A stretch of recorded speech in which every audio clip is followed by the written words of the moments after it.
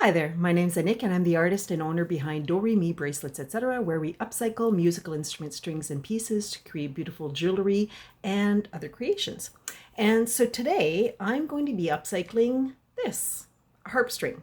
So if you've seen my previous video, I actually shared some information on how harp strings are similar and different than guitar strings or piano strings or even cello strings.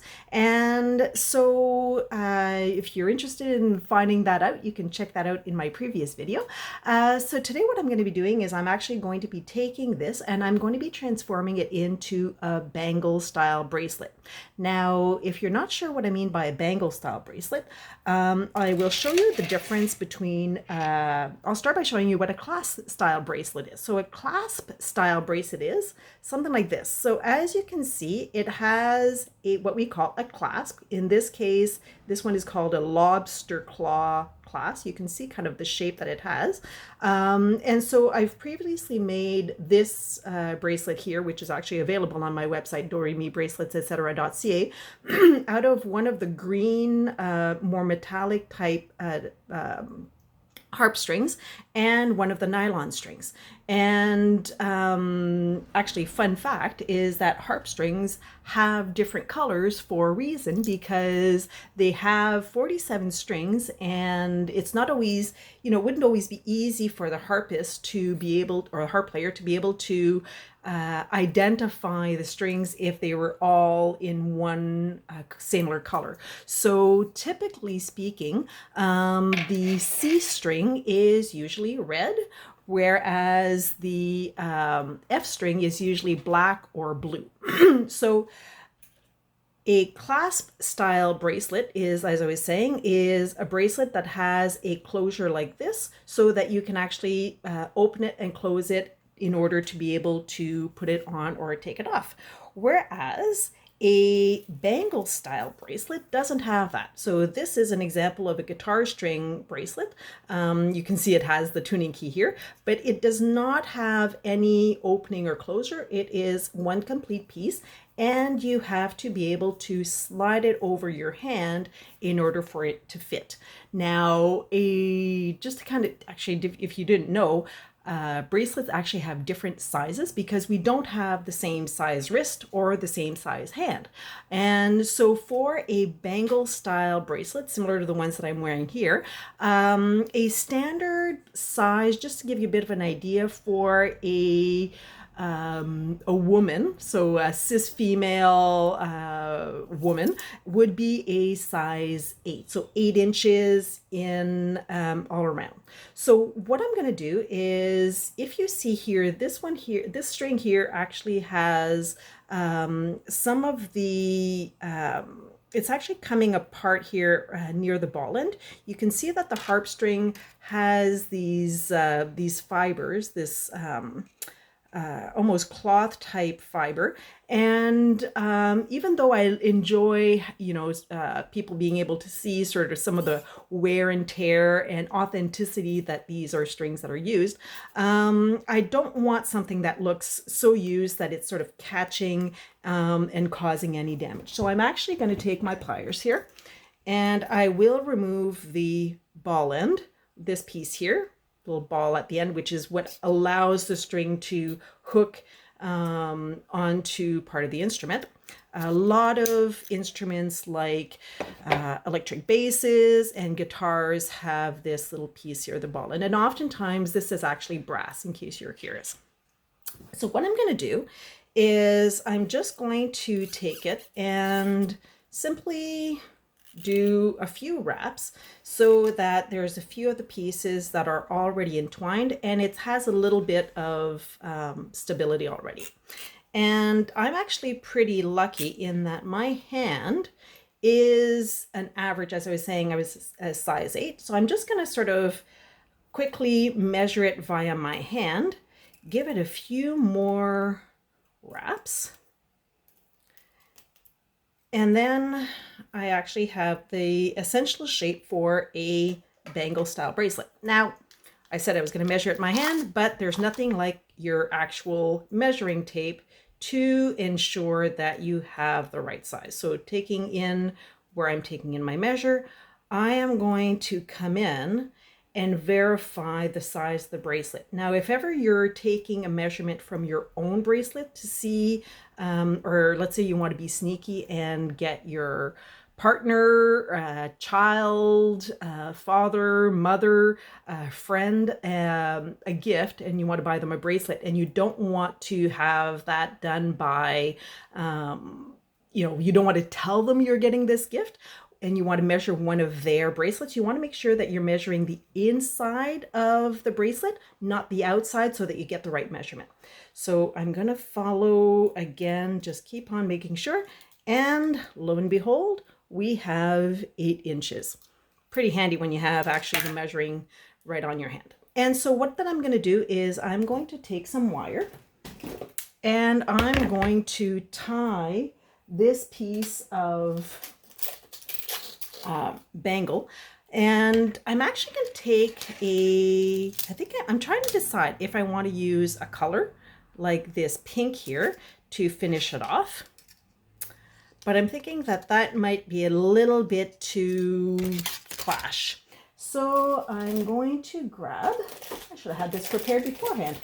Sorry, as you can see, I do these videos very much ad lib. And I'm going to take some wire here, and I'm going to grab a length of wire. Just put this down.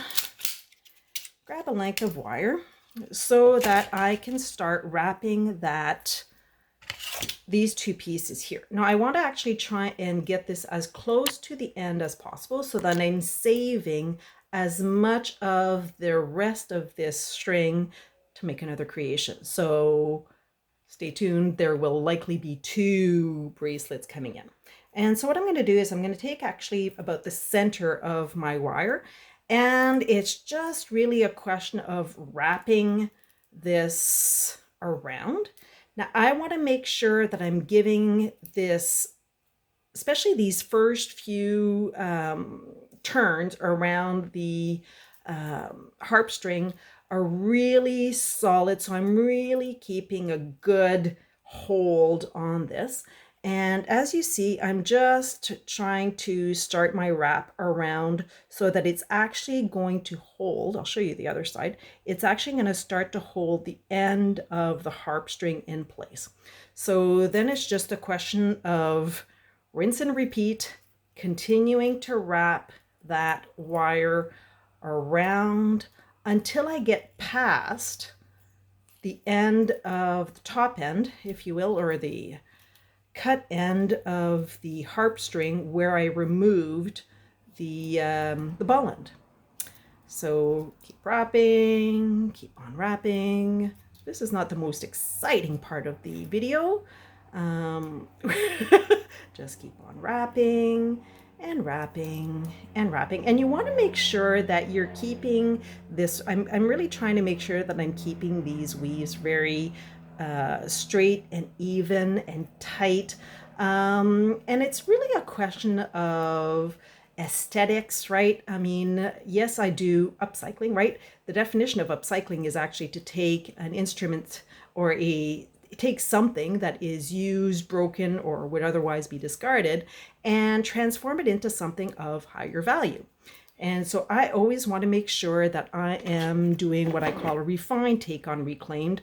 And so I'm not just doing some trashy sort of upcycling, but I'm really doing something that is high quality and something that I would be proud to wear, something I would be proud to give to my mother, my brother, my friend, my husband, my kids, and that it's not going to be snagging their clothing. It's not going to look, trashy. It'll look handmade, because I think handmade is absolutely gorgeous. You do want to see the craftsmanship, but you don't want it to look trashy. And then what I'm going to do is I'm going to take, so there's a bit of the wire here as I finished. I'm just trying to get that to zoom in. So a bit of the wire here that has, that's sort of sticking out here. So it's really about making sure that I get that end tucked into, I usually try and get it tucked into in between the 2 pieces of string. and tucked under the other previous part of the wrapping, so that when the person is wearing it, the wire is not going to just become unraveled. And so this is really a question of patience and getting that. I sometimes need to cut it a little bit because it might be a little bit too long. And as I'm working, I want to be careful that I'm being delicate, because the red on this harp string is actually a wind in and of itself, right? And so if I'm not being careful with my pliers, it's actually going to damage that winding, and it's going to have